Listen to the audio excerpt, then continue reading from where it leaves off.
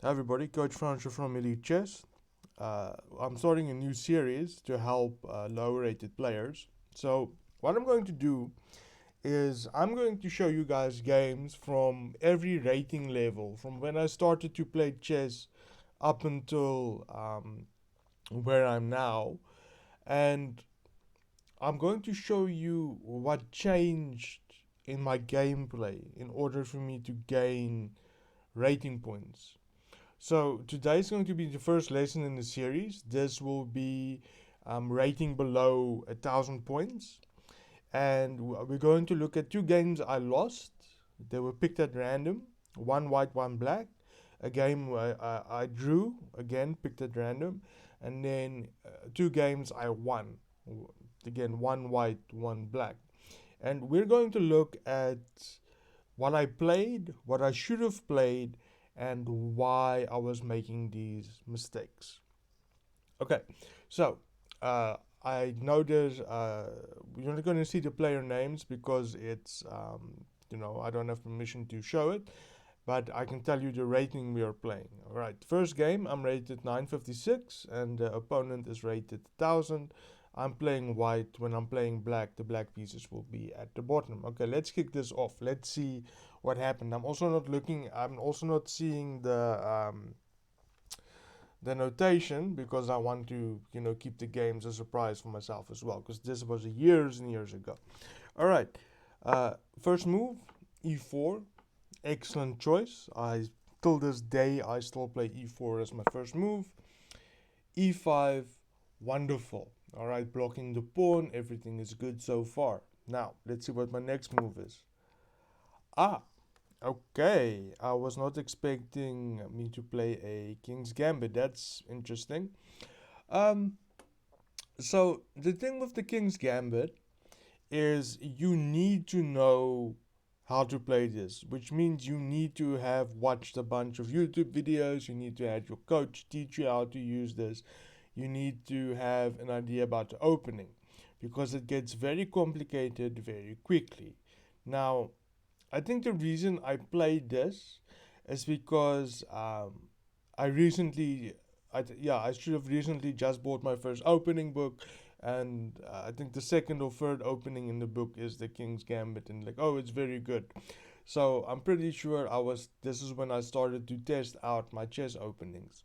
You'll also see that over time, I tested a bunch of different chess openings, and I stuck with what I was winning games with in the end. So when you guys are unsure what opening you're going to choose, what you're playing with, or your coach says you have to play this, you have to play that, just start out playing everything you think is cool. Because eventually you'll find the openings you are good at, and then that's the openings you're going to focus on. Okay, so I'm testing out the King's Gambit. Let's see what I did next. All right, the queen comes and it's attacking my pawn. I said, let's see, yeah, of course I said, oh no, he's attacking my pawn. I'm going to protect it with my other pawn. This is a very bad move. It is, as you can see, it's a blunder. Let me just quickly get rid of the base move and that stuff. Let me quickly get rid of all of that stuff. I should have done it before. I do apologize. Okay, so this is a very bad move. Check is given. Now, of course, g3 is possible, but the problem so g3, but the problem with g3 is this check, right? So what did I do? Okay, I blocked it for queen. I mean the bishop. Um, Everything is so bad. I lose my rook.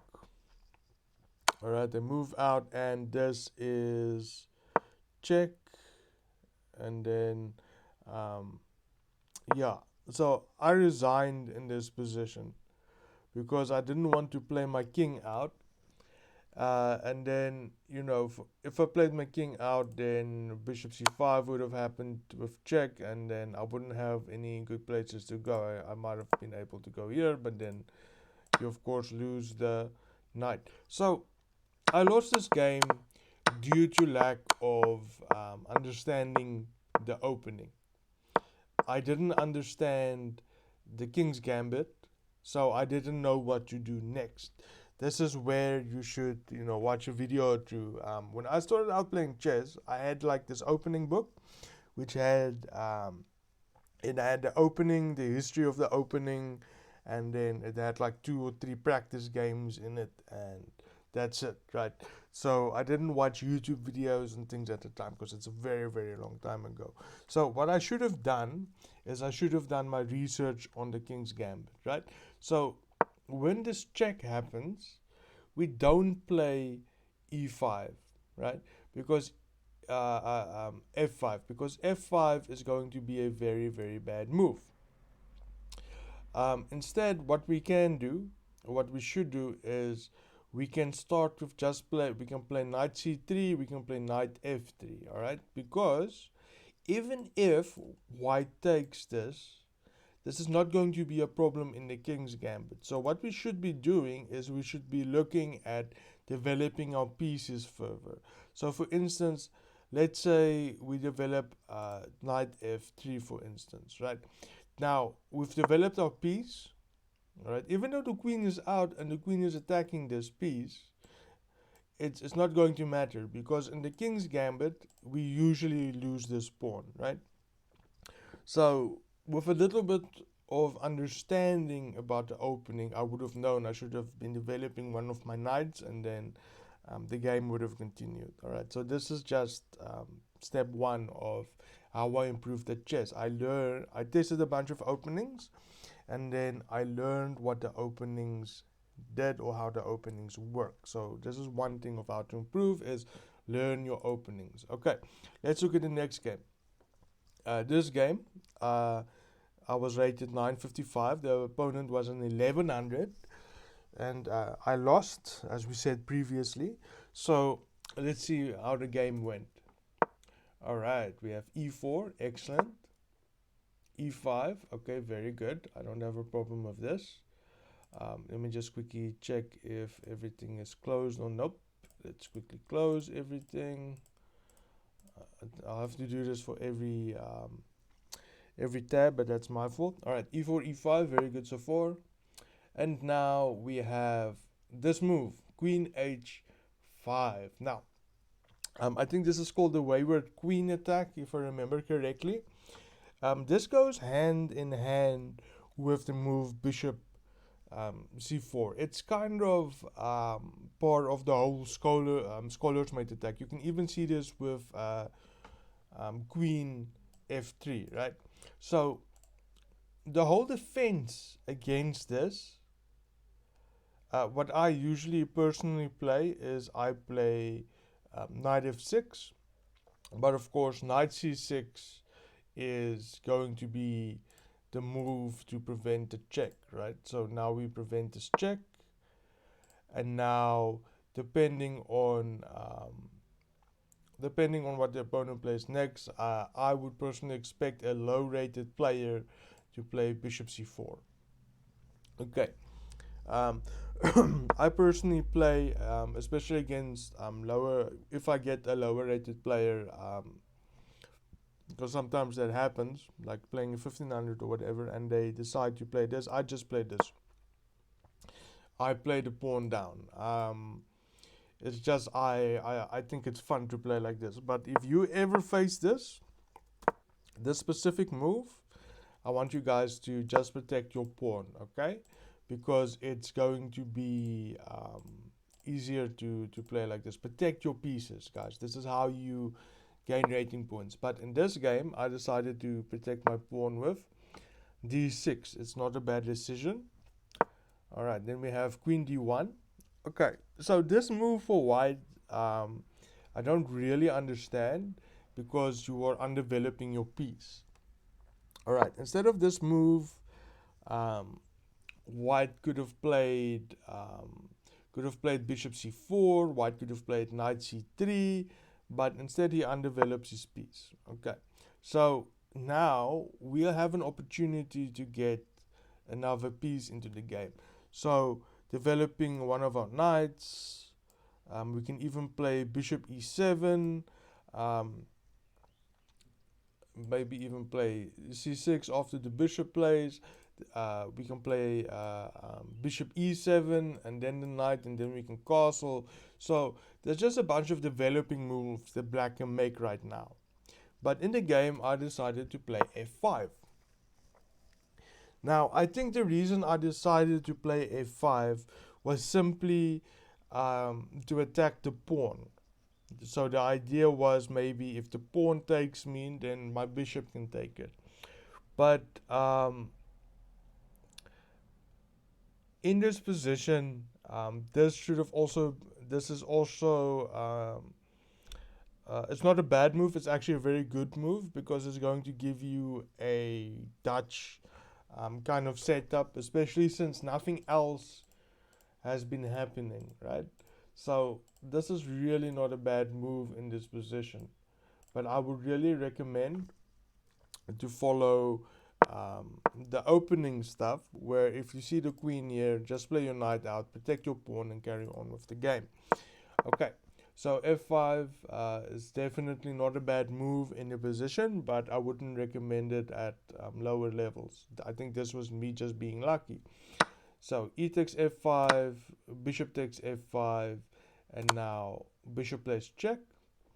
Now, of course, we are going to play c6, but in this game I did not play c6 to block the check. I played my bishop back, and now we have a trade. White plays knight f3. I play queen f6.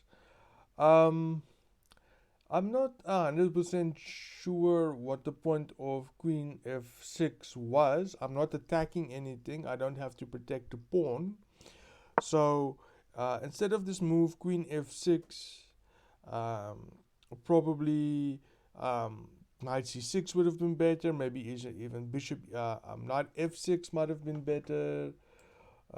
Bishop e7 might have been better, or even just queen e7 looking for long castle.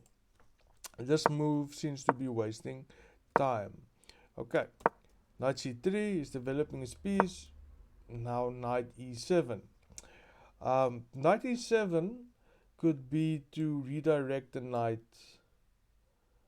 to this point, but of course it'll be specifically to stop this knight, whereas I think c6 might have been a better move in that case.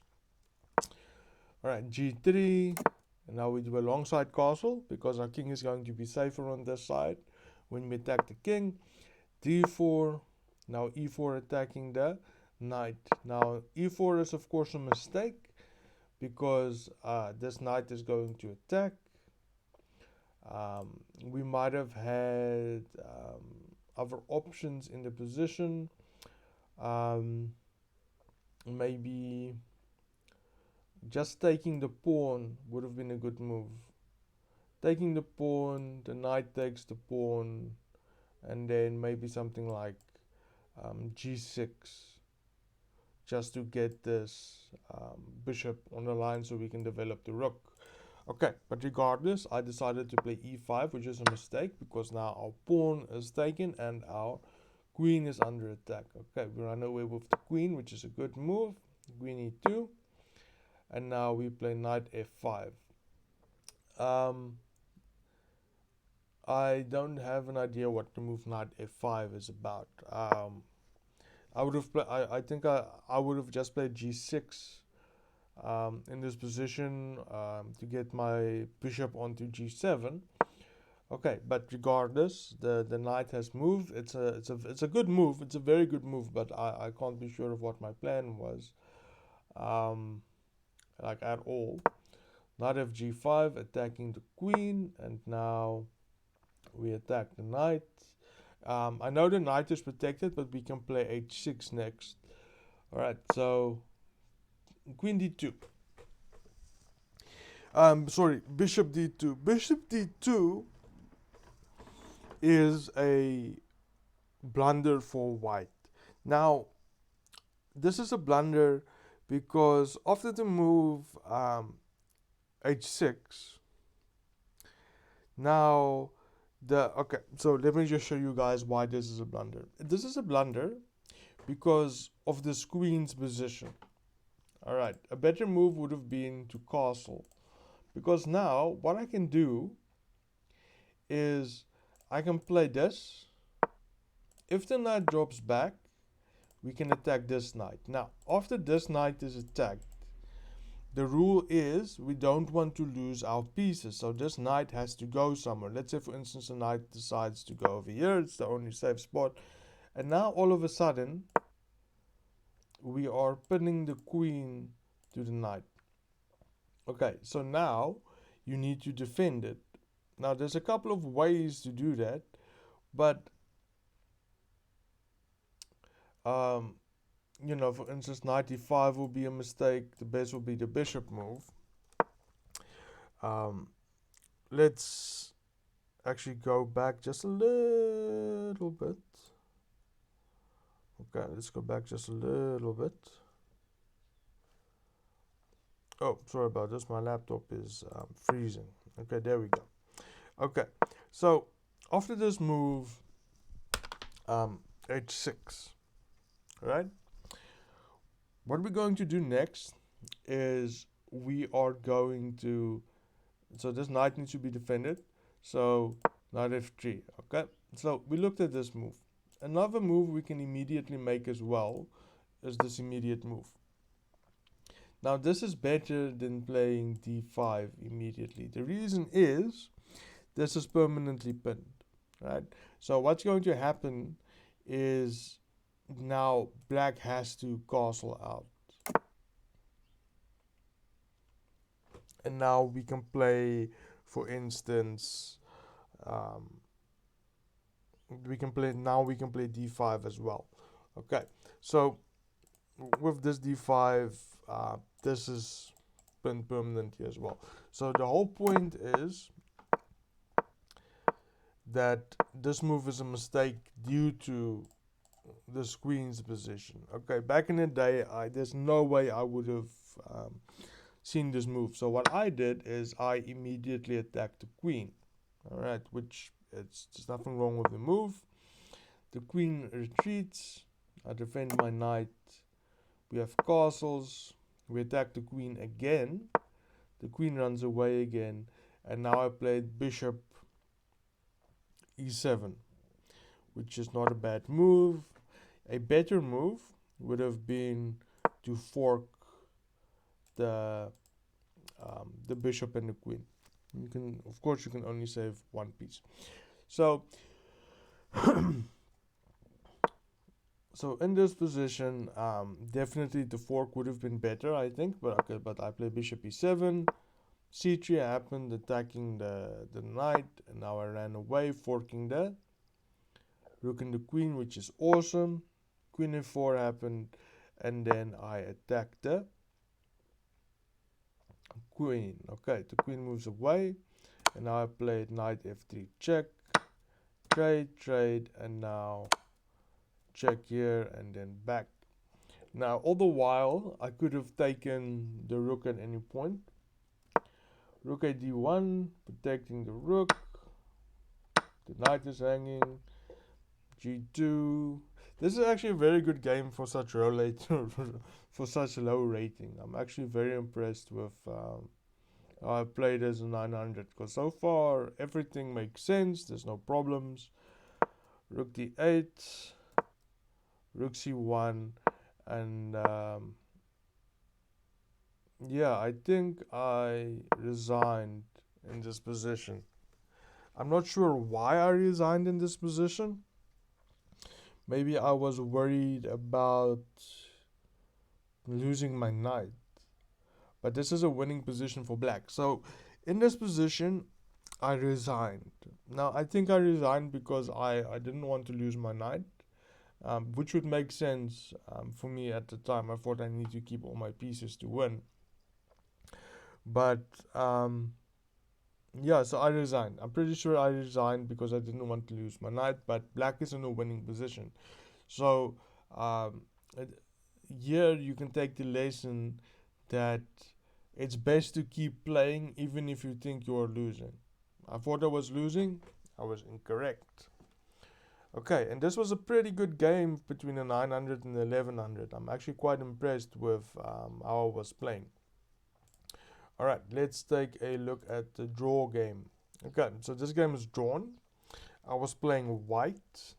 I was rated 900 against a 1000 player. Let's see what happened. E4, E5. So far, very good. I still play this to this day. As you all know, I keep mentioning it. Let me quickly get rid of all of these things. Okay, E5. Excellent, very happy. Alright, now, this is called the Elephants Gambit.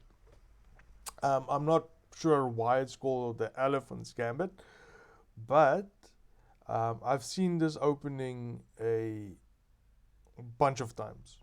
So this has happened to me about 730 times in my chess career, according to chess.com.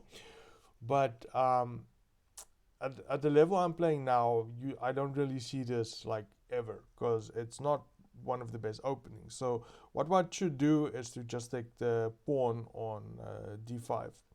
So what did I do? I played c3. Okay, now the entire point of c3 is to play d4. This is why we play c3. You find it in the Rado Pez, you find it in certain positions of the Italian game, you can find it in lines in the Sicilian, but the point is I want to play d4. But I'm pretty sure I play this because if the pawn takes e4, I'm going to play check and then take the pawn. I can guarantee you that was what I was thinking. But the correct move to do against the Elephant Gambit is you just take this pawn. That's all you do. You take the pawn, the queen comes in,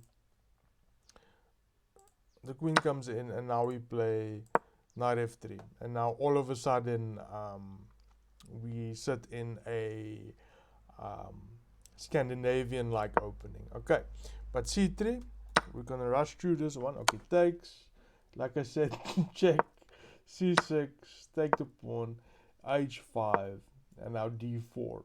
Alright, a better move would have been to play queen takes e5 with check. Alright, winning another pawn. That would have been the right move. And then if the queen blocks, we just trade queens. Rook h6 absolutely makes no sense to me, and it's a hanging piece. So this rook is hanging. So guys, don't put your pieces in dangerous places. What we should do is we should look at, are we hanging pieces? This is an exchange now. So we're going to take that piece. And now the knight takes, and now we played knight takes e5. Now we have that pawn, and we are threatening a discovered check. Instead of blocking, we have this move here, so we need to move the queen away, right? So all we have to do is we just need to drop back, or we need to drop back, whichever one you choose. But instead of doing that, I played like this. So I'm giving check, and I'm attacking the queen.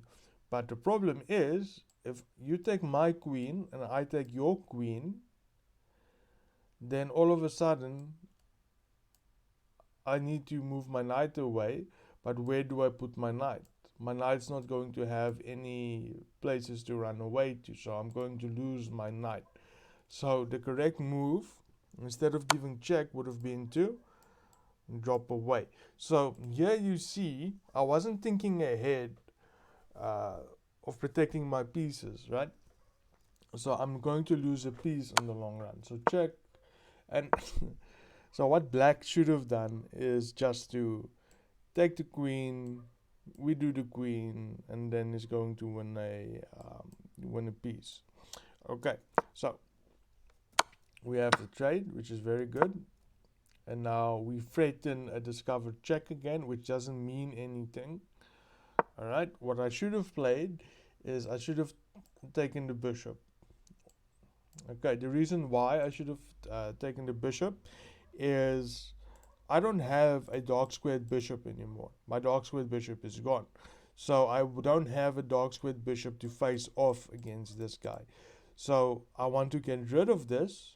so that our light square bishops can play against each other. This is why I should have taken this, but I was very low rated. I didn't know any of this, so I decided I'm going to be clever and go for a discover check and protect my knight.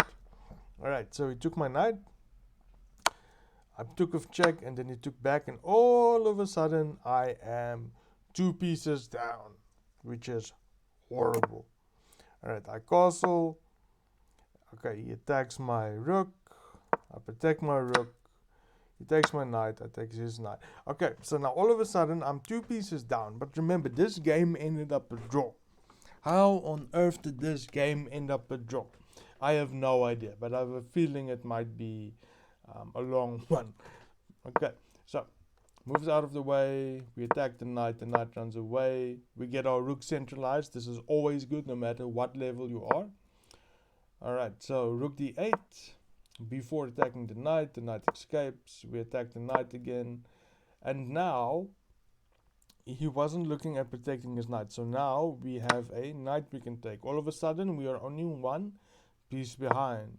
95, attacking the rook. The rook runs away.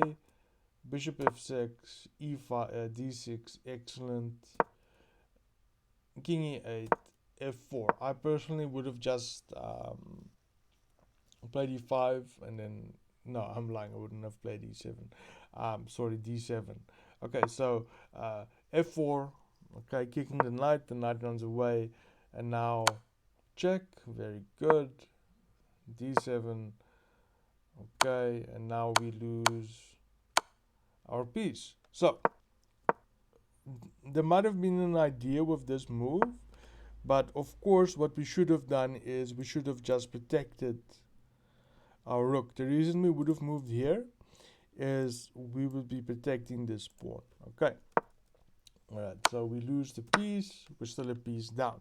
Now, because we have a bunch of pawns, the rook playing against the knight is not that bad a choice. Alright, there's sometimes when you're very fortunate and very lucky, you can actually win against a knight and rook if you have enough pawns. Alright, so king e6, d7, not a bad move, and now we attack the knight. Alright, so what he should have done is just traded the rooks, and then his knight would have been picking off a bunch of my pawns. But instead, he plays like this, we play check, and now we pick up the knight. Now all of a sudden, white is winning. White is winning because white has 2 extra pawns. Black has 4 pawns, and white has 6 pawns. This is now winning for white. With correct play, there is no way that black can win this. Alright, so we're a pawn down, which is fine. We give check, very good. And now we play king f2, getting our king into the game. Alright, check. Okay, king f2 is a mistake, of course, because we're going to have this check. I should have mentioned before, king g3, and now we lose the rook. But now, all of a sudden, this rook, which was here, isn't protecting these pawns anymore. So now, white can go ahead and start getting some pawns. Alright, king c2, attacking our pawn. We take there, he takes off check, we run away. Alright, he protects his pawn. Alright, we are threatening discovered check. King d4, we still play the discovered check. King d5. A better move would have been king here, because then because I'm not going to have a good way to defend this pawn if the king goes here. But he plays here. Alright, and king b3, of course, we play check again. Now he plays that move, and now rook a6. A better move than rook a6 would have just been to place the rook over here, because then we can get this, and then the king can get this, and then we can start protecting this pawn to get it promoted.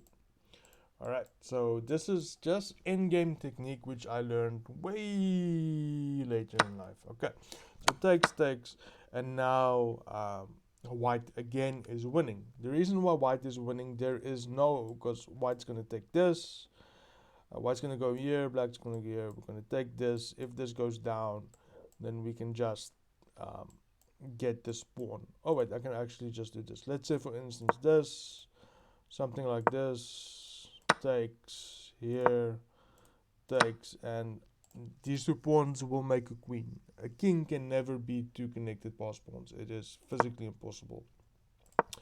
Okay, so sorry about this. Let me just quickly get back to where we were. Okay, so king takes. Okay, G of course, C5 of course, takes, and now takes. Now, this ended up a draw because I did not know how to handle these two pawns, right? You lose a lot in chess because you don't understand in-game technique. So at where I'm now, I know I can never lose this game. But back in the day, when I was a low rated player, I didn't know what to do. So what you do is you get your king out of the way of the pawns, and then you just let the pawns look after each other. Let me make an example. Let's say black goes here, we come here, black decides to go here, and then we go here, and then black decides to go here. Now, we just move our king. That's all we do. We move our king. Because if black takes this pawn, he is never, ever, ever, ever going to stop us. We will always be a move ahead. And now we have a queen. Okay. So, alright. So, we came here, and now h4. Okay. So, I'm trying to herd my pawns together, but already I've made a mistake. The mistake is I allowed the king to get in front of a rook pawn. Alright, usually when this happens, this is going to be a draw, especially if the king is behind. Alright, but this should technically be winning because of this pawn, but I somehow managed to draw this. Let's see what mistakes I made. Okay, and okay, I got my king. It's probably a stalemate. Yeah, okay, and then, oh no. Okay, so in this position, what you want to do is you want to play the king over here. This takes away both of these spots for the black king, so the black king only has one option, and now you have a queen. Alright, easy. But what I did instead is I gave check, the king moved, we blocked, he came here, and now I decided to make a queen. Now, like I said before, if the king gets in front of the rook pawn, it's going to be a draw. There's just no way to win this position. And then h7, and then that is a draw. Interesting. Okay. So this game was drawn because I didn't understand endgame technique. But now I understand endgame technique, and there's no way I would ever lose from this position. Okay, now let's get to the good stuff. 2 games that I actually won. Okay.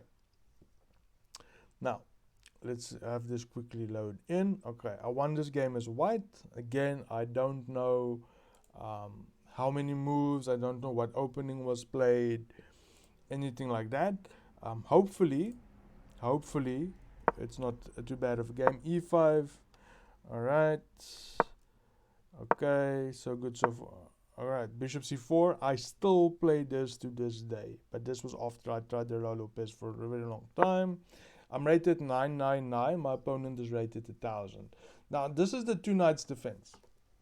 When black plays this knight, this is the 2 knights defense. Now, what you should know as a white player in this position is you can play knight g5, which will transform into the fried liver at some point, which I personally play.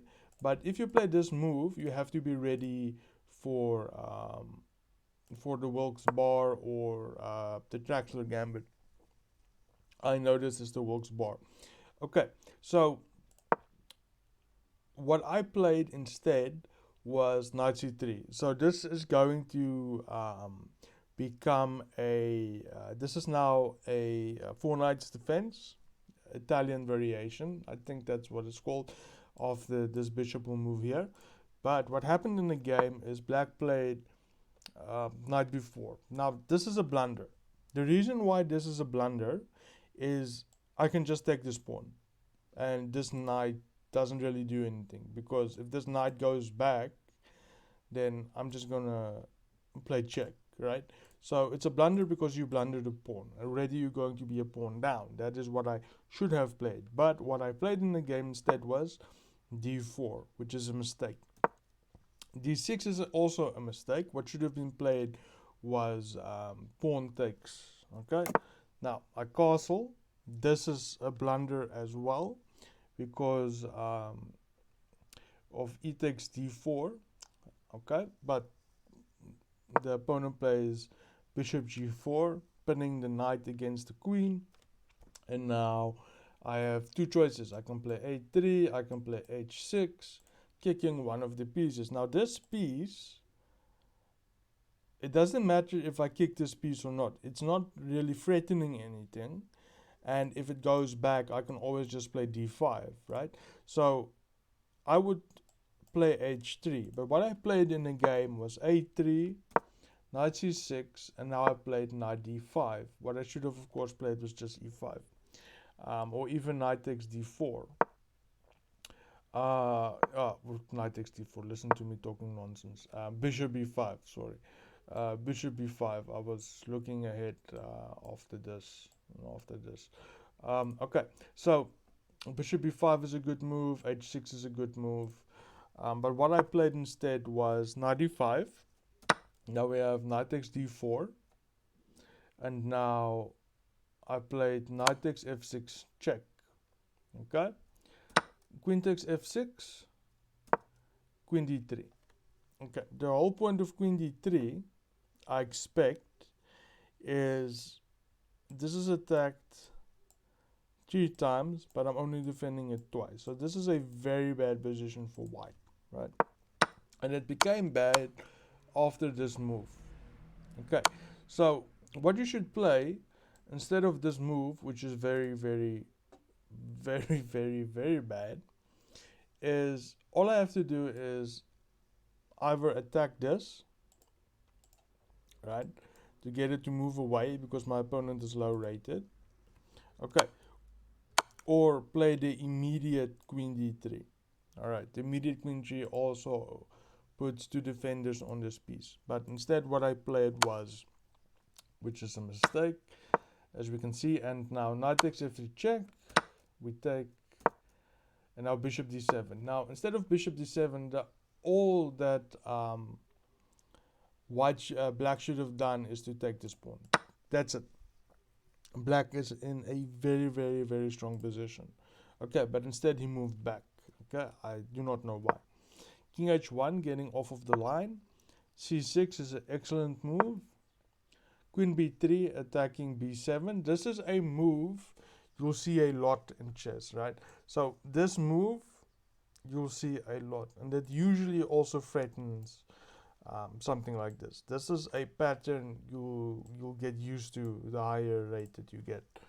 Right, b5 preventing, bishop e2, best move, because the queen will take the bishop if you try and sack. a5, excellent move. c4, excellent move. This is something just to, if he takes, then this will be better. That's just the main idea. Okay, now bishop e6, preventing c takes b5, queen runs away. I wouldn't necessarily need to run away with the queen, not until this move is made. So a possible better move in this position is going to be rook g1. The reason why rook g1 is going to be better is because we're going to sit with this semi-open file, right? So what we learn about rooks is they like open files, they like semi-open files, and they like to be on the 7th rank. So this queen move is unnecessary for now because there's no direct attack, right? Even if this pawn takes, we have the bishop that can take. And then if we trade bishops, then all of a sudden I'm attacking this with check from the queen. So this is this queen move is very unnecessary. All right, so we've got takes, which is pointless now, but okay, it's a good move. But Alright, queen b6. I'm threatening to take with check, winning the rook, and now d5. Now, so the opponent missed this move. So, of course, we're gonna do the fork. He's going to block with take with check. Now, we can exchange queens, but it's not necessary. The thing about queen exchanges, and this is something I only learned when I got maybe 1700, was the fact that if your opponent offers a queen trade, now this is just a block, but if your opponent offers a queen trade, you do not accept that trade. Because the reason your opponent offers his queen trade is the fact that either the position is going to be equal, which you have to fight out of to get an advantage again, or all of a sudden he is going to have an advantage. So if he thinks your queen is a nuisance, you are going to keep your queen a nuisance as long as possible. Okay, so we don't trade queens, we play queen takes d5, bishop e7, and now we played bishop takes c4, threatening checkmate. Very good move. We have castles. Now we have rook g1. So we could have played this move a lot earlier. Bishop e6, attacking my queen. And now, now I would do a queen trade. The reason is, alright, so takes, now rook takes. And now after bishop takes, we have this double pawns, which is a problem. Alright, we're piece up, and the king is open on the f file. So there's a bunch of positives in this position, which I think is very, very great. Okay, but that is unfortunately not what happened. So after this move here, I took on e5, which is 100% fine. We're threatening checkmate as well.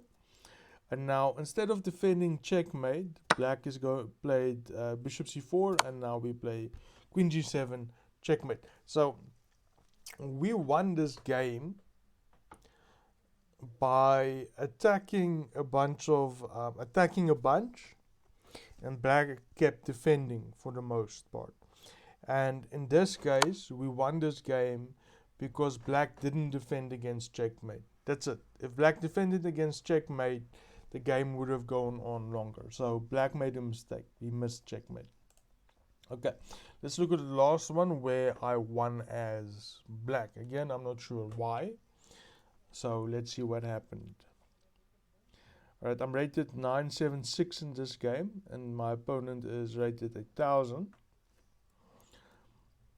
Okay, so I'm just quickly waiting for the game to actually start.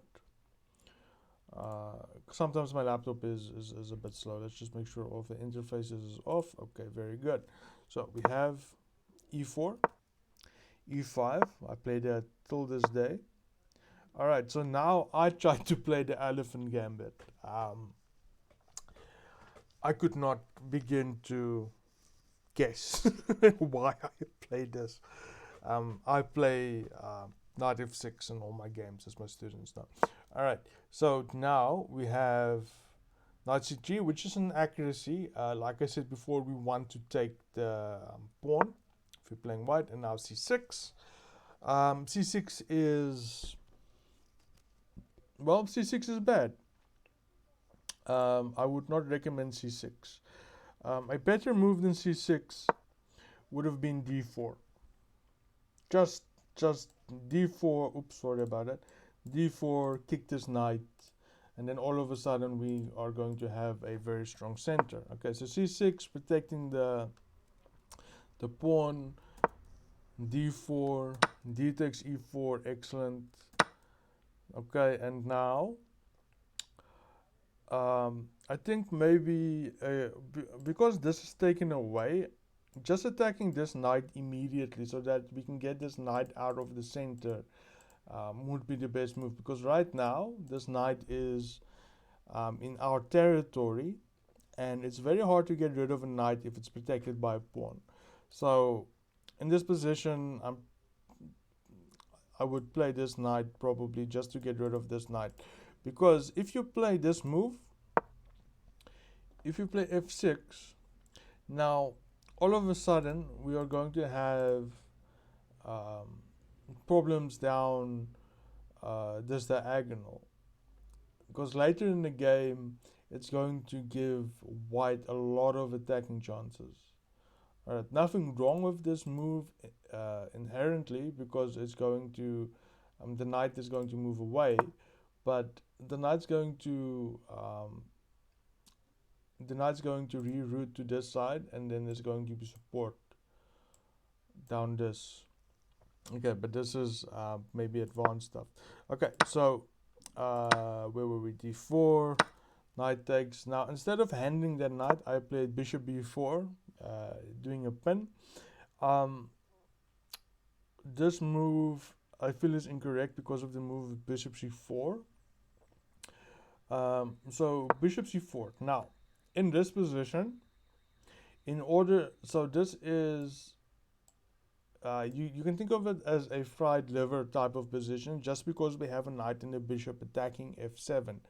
Now this is going to be tricky, because the only move we really have in this position to survive is going to be taking this, and then after this is taken, alright, because we're getting rid of the knight and we are making a diversion for a couple of seconds, is to play I want to say knight h6, but knight h6 might be entirely incorrect.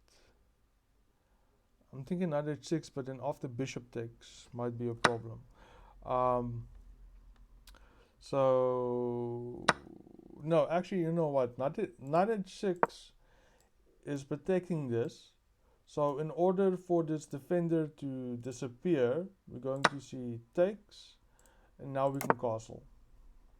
This should be okay. It's not going to be very good, but we might be able to play this position. But this is a very, very, very, strong one. So what happened in the game is queen a5. The idea is to take the knight, and then the pawn takes.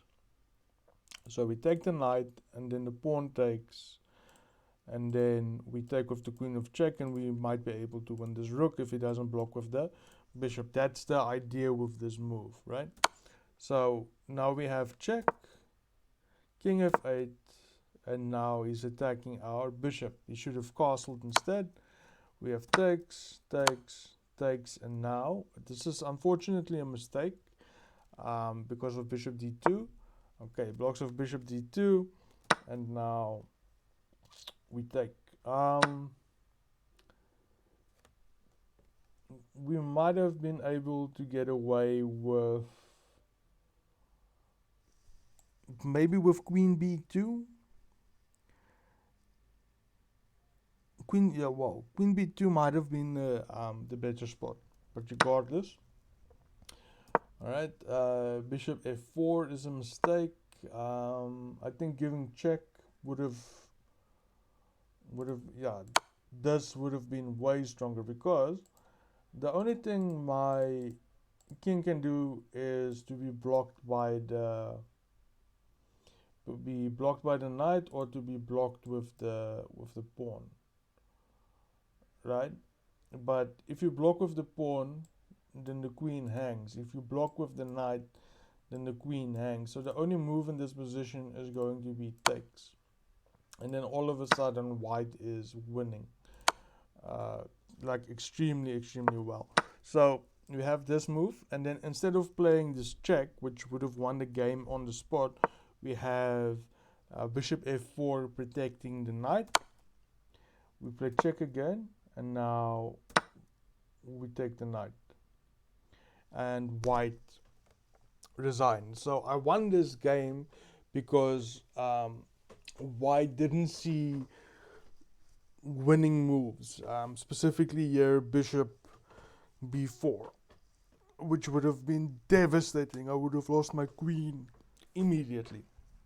So I won this game because white misplayed their position, and I got lucky, right? Because I misplayed the opening. I didn't know what I was doing. I played all of the wrong moves because I didn't understand what I should play in the Elephant Gambit. Alright, so when you make mistakes like that, when you play a game, then even if you win, if you lose, it doesn't matter. What you do is you then go through your game and you see what the computer says, and then you learn what the computer tells you. Because maybe you have an opening book at home. That opening book is going to be out of date. Chess has moved on a lot, and every year we have new discoveries. So, and it's usually to do with what computers are teaching us at the highest level. So I recommend, like for instance, I won this game, but I know I got lucky. So now, after this move, knight c3, which is a mistake, I have to learn what the correct move is for black next time. If this is my permanent opening against e4, then I'm going to learn what the proper move is, and that's d5. And then I'm going to learn what happens next after this moves away. So bishop d6 should be the move protecting the pawn. And then next time you play, you come to this position and then you lose. And then you go again to the analysis and you see why you lose again. Alright guys, I know this has been a long video, but I hope there's some tips and tricks in here that will help you progress from below 900 up until 1000. Next video is we're going to look at games at 1100, and then the next one will be 1200. Alright, hope you guys learned something, and good luck with your chess.